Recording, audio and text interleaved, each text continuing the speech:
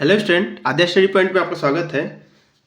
हमारा भौतिक विज्ञान का आरआरबी एलपी के लिए सीरीज चल रहा था टॉप 30 क्वेश्चन का। तो पहला सीरीज हमारा हो चुका है, ये हम दूसरा करेंगे, पार्ट 2 है। चलिए क्वेश्चन देखते हैं। इसके पहले पार्ट 1 हमने कर लिया है, ये पार्ट 2 है। तो ऐसे ही पर डे टॉप 30 क्वेश्चन आएगा और हम लोग पूरा साइंस का तीनों सब्जेक्ट पूरा करेंगे। पहला क्वेश्चन देखते हैं। किसी निर्दिष्ट दिशा में किसी वस्तु की गति को क्या कहा जाता है? किसी निर्दिष्ट दिशा में किसी वस्तु की गति को क्या कहा जाता है? ऑप्शन है गति, विस्थापन, वेग, चाल। गति, विस्थापन, वेग, चाल। इसका सही आंसर हो जाएगा ऑप्शन सी, वेग। अगला प्रश्न है, किसी पिंड का वेग समरूप कहा जाता है। किसी पिंड का वेग समरूप कहा जाता है जब वेग का सिर्फ मान नियत हो, वेग का सिर्फ दिशा नियत हो, वेग का मान और दिशा दोनों नियत हो, वेग का मान और दिशा दोनों परिवर्तनशील हो। वेग का सिर्फ मान नियत हो, वेग का सिर्फ दिशा नियत हो, वेग का मान और दिशा दोनों नियत हो, वेग का मान और दिशा दोनों परिवर्तनशील हो। इसका सही आंसर हो जाएगा ऑप्शन सी, वेग का मान और दिशा दोनों नियत हो। चलिए अगला प्रश्न देखते हैं। अगला प्रश्न क्या है? चाल, दूरी और समय का सही संबंध क्या है? चाल, दूरी और समय का सही संबंध क्या है? एस बराबर टी बटा डी, एस बराबर टी बटा डी, एस बराबर डी बटा टी। डी से दूरी, टी से समय, एस बराबर डी बटा टी, एस बराबर डी गुने टी, एस बराबर डी माइनस टी। तो इसका सही आंसर हो जाएगा ऑप्शन बी, एस बराबर डी बटा टी। अगला प्रश्न देखते हैं। तत्कालीन वेग और औसत वेग तब बराबर होते हैं जब वस्तु में एक समान त्वरण हो, एक वृत्त में चल रहा हो, में परिवर्तित त्वरण हो, में शून्य त्वरण हो। तत्कालीन वेग और औसत वेग तब बराबर होते हैं जब वस्तु में एक समान त्वरण हो, एक वृत्त में चल रहा हो, में परिवर्तित त्वरण हो, में शून्य त्वरण हो। इसका सही आंसर हो जाएगा ऑप्शन नंबर डी। अगला प्रश्न देखते हैं। किसी पिंड का विस्थापन समय के समानुपाती पाया जाता है। किसी पिंड का विस्थापन समय के समानुपाती पाया जाता है। पिंड का वेग समरूप है, त्वरण समरूप है, वेग शून्य है, त्वरण ऋणात्मक है। किसी पिंड का विस्थापन समय के समानुपाती पाया जाता है। पिंड का वेग समरूप है, त्वरण समरूप है, वेग शून्य है, त्वरण ऋणात्मक है। इसका सही आंसर हो जाएगा ऑप्शन ए, वेग समरूप है। चलिए अगला प्रश्न देखते हैं। अगला प्रश्न है, मुक्तावस्था में गिरते हुए एक पिंड द्वारा तय की गई दूरी समानुपाती होती है। मुक्तावस्था में गिरते हुए एक पिंड द्वारा तय की गई दूरी समानुपाती होती है। पिंड की मात्रा के, गिरने के समय का वर्ग, गुरुत्वाकर्षण के कारण त्वरण का वर्ग। फिर से प्रश्न देखते हैं। मुक्तावस्था में गिरते हुए एक पिंड द्वारा तय की गई दूरी समानुपाती होती है। पिंड की मात्रा, गिरने के समय का वर्ग, गुरुत्वाकर्षण के कारण त्वरण का वर्ग। इसका सही आंसर हो जाएगा ऑप्शन सी, गिरने के समय का वर्ग। अगला प्रश्न है, 5 किलोग्राम की वस्तु पर 40 न्यूटन के बल को लगाने से प्राप्त त्वरण निम्न होगा। 8 मीटर प्रति सेकेंड स्क्वायर, 80 मीटर प्रति सेकेंड स्क्वायर, 10 मीटर प्रति सेकेंड स्क्वायर, 50 मीटर प्रति सेकेंड स्क्वायर। तो क्या हो जाएगा? त्वरण क्या होता है? त्वरण बराबर बल बटा मास।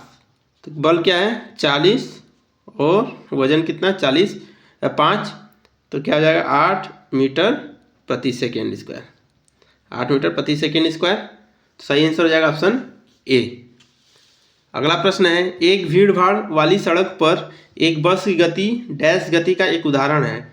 एक भीड़ भाड़ वाली सड़क पर एक बस की गति डैश गति का एक उदाहरण है। इसका पहला ऑप्शन है असमान, एक समान, वृत्तीय, रेखीय, असमान। भीड़ भाड़ वाले जगह पे असमान गति होगी क्योंकि फिक्स होगा नहीं, जगह खाली नहीं होगा। अगला प्रश्न देखते हैं। यदि वेग समय ग्राफ समय अक्ष के समांतर हो तो, यदि वेग समय ग्राफ समय अक्ष के समांतर हो तो वस्तु नियत वेग से चल रही है, इसकी त्वरण शून्य है, ग्राफ का क्षेत्रफल निकाल कर इसके विस्थापन का मान निकाला जाता है। उपयुक्त सभी। यदि वेग समय ग्राफ समय के अक्ष के समांतर हो तो वस्तु नियत वेग से चल रही है, इसकी त्वरण शून्य है। ग्राफ का क्षेत्रफल निकालकर इसके विस्थापन का मान निकाला जाता है। उपयुक्त सभी। तो इसका सही आंसर हो जाएगा ऑप्शन ए, वस्तु नियत वेग से चल रही है। अगला प्रश्न देखते हैं, नीचे दिए गए वेग समय ग्राफ का कौन सा भाग शून्य त्वरण को प्रदर्शित करता है। शून्य त्वरण, तो शून्य त्वरण कहाँ होगा, बी और सी पे। बी और सी पे शून्य त्वरण होगा। किस पे, बी और सी पे शून्य त्वरण होगा। अगला प्रश्न देखते हैं, गति का दूसरा समीकरण डैश और समय के बीच संबंध देता है। गति का दूसरा समीकरण डैश और समय के बीच संबंध देता है। पहला ऑप्शन संवेग, दूसरा त्वरण, तीसरा वेग, चौथा स्थिति। संवेग, त्वरण, वेग, स्थिति। इसका सही आंसर हो जाएगा ऑप्शन डी, स्थिति। अगला प्रश्न है, निम्न में से कौन सी मात्रा चाल के साथ इसकी गति निर्दिष्ट करती है। निम्न में से कौन सी मात्रा चाल के साथ इसकी गति निर्दिष्ट करती है। संवेग, विस्थापन, वेग, बल। संवेग, विस्थापन, वेग, बल। इसका सही आंसर हो जाएगा ऑप्शन सी, वेग।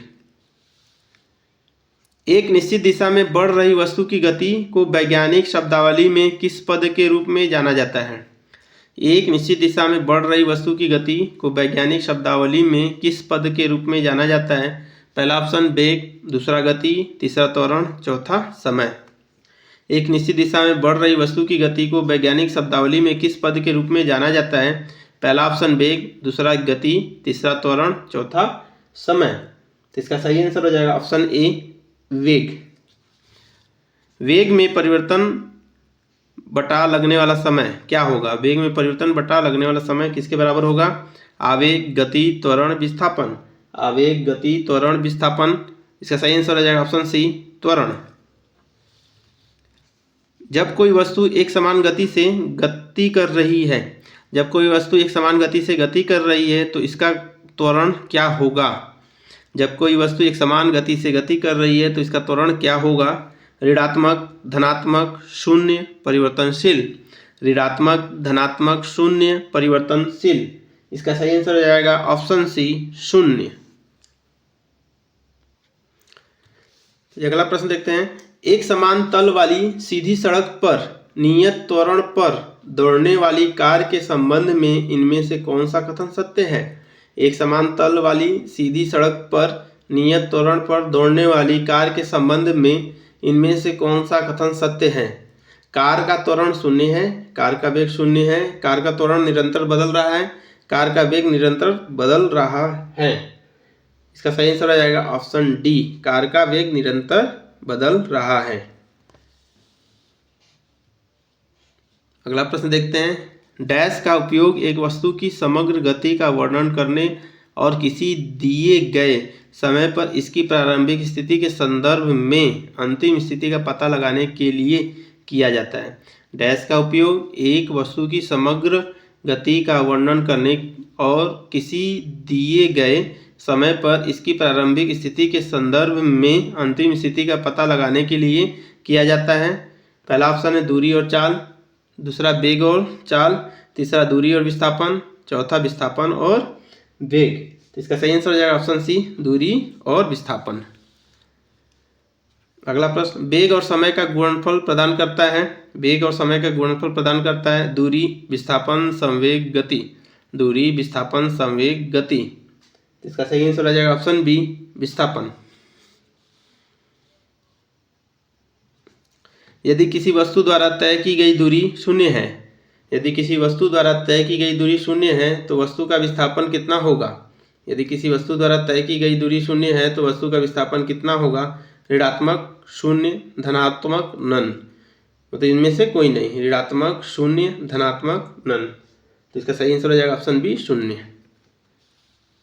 विस्थापन की परिवर्तन के दर को डैश कहा जाता है। विस्थापन की परिवर्तन के दर को डैश कहा जाता है।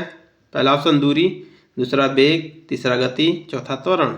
क्वेश्चन क्या है, विस्थापन की परिवर्तन के दर को डैश कहा जाता है। पहला ऑप्शन दूरी, दूसरा वेग, तीसरा गति, चौथा त्वरण। इसका सही आंसर हो जाएगा ऑप्शन बी, वेग। ये अगला प्रश्न देखते हैं, यदि कोई वस्तु समान समय अंतराल में असमान दूरी तय करती है, यदि कोई वस्तु समान समय अंतराल में असमान दूरी तय करती है तो इसे डैश में कहा जाता है। यदि कोई वस्तु समान समय अंतराल में असमान दूरी तय करती है तो इसे डैश में कहा जाता है। असमान गति, रूपांतरित गति, समान गति, असमान गति, रूपांतरित गति और समान गति। इसका सही आंसर हो जाएगा ऑप्शन ए, असमान गति। जब एक पर्यवेक्षक के सापेक्ष समय के साथ वस्तु की स्थिति लगातार बदलती जा रही है, जब एक पर्यवेक्षक के सापेक्ष समय के साथ वस्तु की स्थिति लगातार बदलती जा रही है तो कहा जाता है कि वह शून्य वेग पर है, कहा जाता है कि वह गतिशील है, कहा जाता है कि उसने कुछ दूरी तय की है, कहा जाता है कि वह आराम की स्थिति में है। तो इसका सही आंसर हो जाएगा ऑप्शन बी, कहा जाता है कि वह गतिशील है। अगला प्रश्न, किसी वस्तु का त्वरण इसके डैश में प्रति इकाई समय में हुआ परिवर्तन है। किसी वस्तु का त्वरण इसके डैश में प्रति इकाई समय में हुआ परिवर्तन है। पहला ऑप्शन वेग, दूसरा बल, तीसरा संवेग, चौथा विस्थापन। इसका सही आंसर हो जाएगा ऑप्शन ए, वेग। निम्नलिखित में से कौन सी एक वेक्टर मात्रा है? निम्नलिखित में से कौन सी एक वेक्टर मात्रा है? समय, तापमान, दूरी, वेग। समय, तापमान, दूरी, वेग।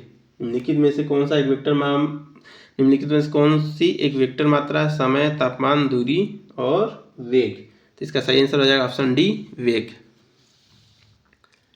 फ्रेम के संदर्भ में जो समय का फंक्शन है, एक वस्तु की स्थिति में परिवर्तन की दर क्या है, उसे क्या कहा जाता है?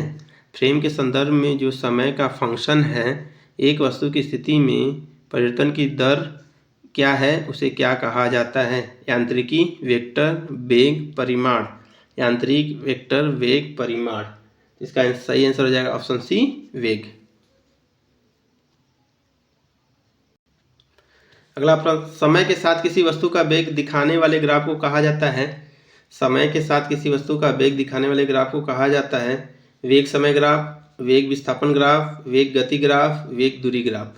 समय के साथ किसी वस्तु का वेग दिखाने वाले ग्राफ को कहा जाता है वेग समय ग्राफ, वेग विस्थापन ग्राफ, वेग गति ग्राफ, वेग दूरी ग्राफ। इसका सही आंसर हो जाएगा ऑप्शन ए, वेग समय ग्राफ। शून्य त्वरण का अर्थ डैश है। शून्य त्वरण का अर्थ डैश है। वस्तु का वेग स्थिर होता है। त्वरण मतलब वेग, वस्तु मतलब कहीं वस्तु हिलडुल नहीं रहा है तो त्वरण उसका शून्य होगा। शून्य त्वरण का अर्थ है वस्तु का वेग स्थिर होगा, वस्तु का वेग कम होगा, वस्तु का वेग शून्य होगा, वस्तु का वेग बढ़ जाता है। इसका सही आंसर हो जाएगा ऑप्शन ए, वस्तु का वेग स्थिर रहेगा। अगला प्रश्न देखते हैं। धनात्मक त्वरण का अर्थ है वस्तु का वेग कम होता है, वस्तु का वेग स्थिर रहेगा, वस्तु का वेग बढ़ जाएगा। धनात्मक होगा मतलब वेग बढ़ेगा तो वस्तु का वेग शून्य होगा। ऑप्शन सी इसका सही आंसर हो जाएगा, वस्तु का वेग बढ़ जाता है। अगला प्रश्न और लास्ट प्रश्न ये हमारा, गति का द्वितीय समीकरण है S बराबर ut प्लस 1/2 AT, v बराबर u प्लस AT, S बराबर ut square plus 1/2 AT square, S बराबर ut प्लस 1/2 AT स्क्वायर। तो इसका सही आंसर हो जाएगा ऑप्शन डी, S बराबर ut प्लस 1/2 AT स्क्वायर। बहुत इंपॉर्टेंट फार्मूला है, 4 फार्मूला होते हैं, इस पर सवाल आता है। तो हमारा टॉप 30 क्वेश्चन कंप्लीट हो गया। अब नेक्स्ट डे मिलेंगे एक नया सीरीज लेके। अभी के लिए इतना ही। अगर चैनल पे नए हैं तो ज़रूर चैनल को सब्सक्राइब करिए, वीडियो अच्छा लगे तो ज़रूर शेयर करिए। ऐसे ही हम पर डे कंप्लीट करते जाएंगे। चलिए अभी के लिए इतना ही। जय हिंद, जय भारत।